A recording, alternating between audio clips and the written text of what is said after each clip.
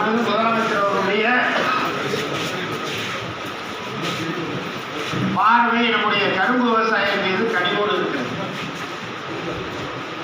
எனவே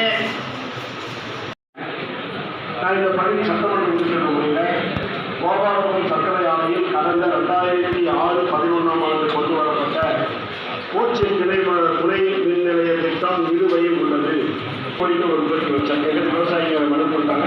அந்த ராஜ்யசபா கொடுத்தாங்க. அதன் அடிப்படையில் எனக்கு உங்கள் தொகுதி முதலமைச்சர் நீங்கள் கொடுத்த 10 கோரிக்கையில் 2 பணி நடைபெற்றுக் கொண்டிருக்கிறது. அது நடக்குது. 2 இந்த பணி 89 கோடியே 1 லட்சம் மதிப்பீட்டில் நான் கொடுத்த ஒரு தவறான தகவலை பொய்யான தகவலை அமைச்சர் கொடுத்தா அப்புறம் இந்த விவசாயிகளுக்கு நாங்கள் எப்படி நாங்கள் செயல்படுத்த முடியும்? ஒரு சட்டமன்ற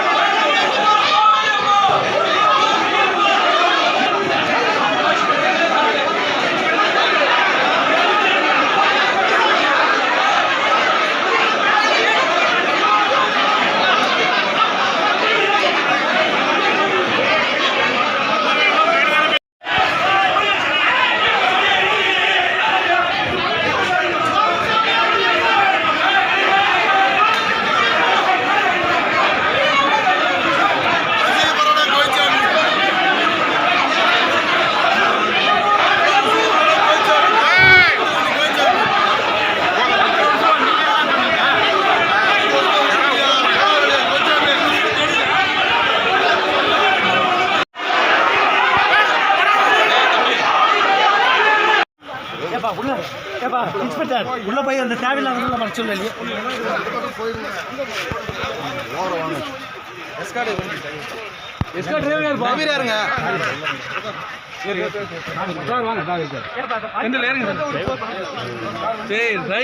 எங்கடா கூட்டிட்டு போறாங்க? எங்க கூட்டிட்டு போறாங்க? இதான் ஆட்சியோட லட்சணம். அமைச்சரை நியாயத்தை கேள்வி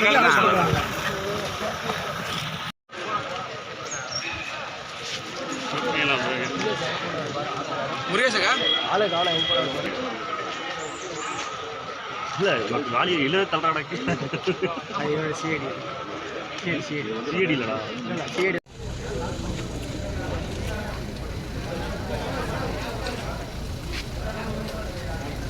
காரணமாக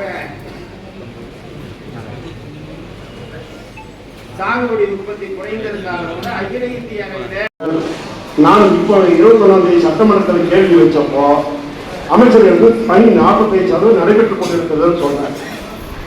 இது எந்த விதத்துல நியாயம் எனக்கு தெரியல. 2015 கைவிடப்பட்ட பணி 2019 அவங்களுக்கெல்லாம் வரவு வைக்கப்பட்ட பணி இப்ப நடைபெற்றுக் கொண்டிருக்கிறது. சட்டமன்றத்தில் ஒரு தவறான தகவலை பொய்யான தகவலை அமைச்சர் கொடுத்தா அப்புறம் இந்த விவசாயிகளுக்கு நாங்க எப்படி நாங்க செயல்படுத்த முடியும்? ஒரு சட்டமன்றத்தில்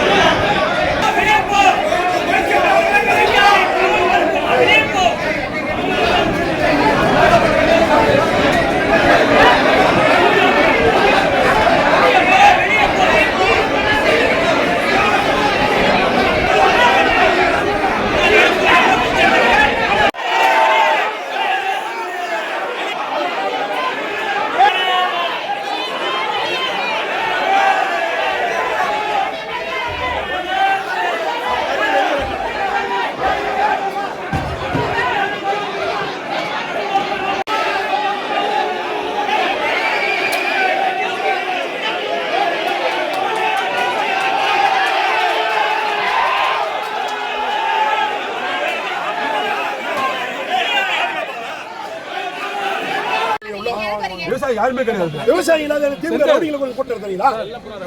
ரவுடி பேசல கூட்டம் எடுத்தீங்களா? இது முழுக்க காவல்துறை பதில் சொல்லுங்க சார். என்ன டிஎஸ்பி என்ன பண்றீங்க? வெளிய இருந்த பஸ் என்ன அரெஸ்ட் பண்றீங்களா? எஸ்கா டிரைவர் யாருப்பா?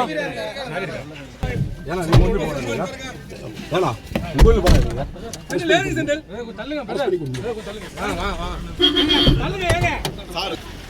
எங்கடா கூட்டிட்டு போறாங்க?